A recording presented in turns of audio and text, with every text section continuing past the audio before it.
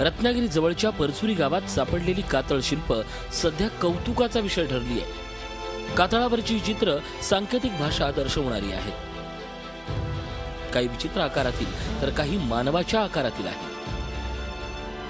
प्राण्यांचा आकार दर्शवणारं हरणाचं चित्र इथून दिसून येतं।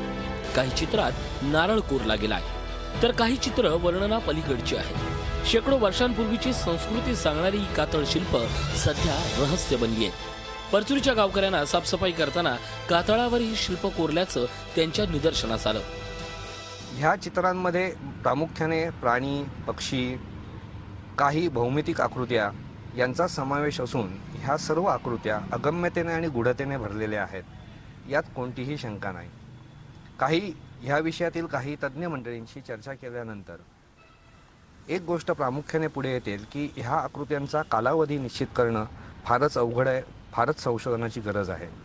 परंतु आत्ता वर्तवलेल्या अंदाजानुसार ह्या चित्रांचा कालावधी साधारणपणे 5000 वर्षांपेक्षाही मागे जातो असं निदर्शनास येत आहे। साफसफाई दरम्यान मिळालेला हा पुरातन ठेवा परचुरीचे नागरिक जीवापाड जपतायत। पण ही नेमकी संस्कृती कुठली आहे याचा अभ्यास व्हावा अशी मागणी ग्रामस्थ आणि अभ्यासक करतायत।